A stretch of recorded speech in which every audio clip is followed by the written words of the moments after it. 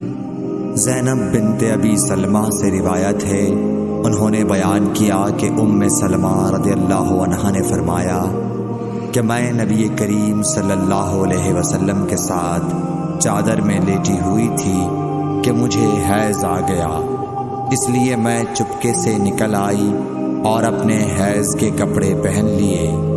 رسول کریم صلی اللہ علیہ وسلم نے فرمایا، کیا تمہیں حیض آ گیا ہے؟ میں نے کہا جی ہاں۔ پھر مجھے آپ نے بلا لیا اور اپنے ساتھ چادر میں داخل کر لیا۔ زینب نے کہا کہ مجھ سے سلمہ نے بیان کیا کہ نبی کریم صلی اللہ علیہ وسلم روزے سے ہوتے اور اسی حالت میں ان کا بوسہ لیتے، اور میں نے اور نبی کریم صلی اللہ علیہ وسلم نے ایک ہی برتن میں جنابت کا غسل کیا۔ صحیح بخاری حدیث نمبر 322۔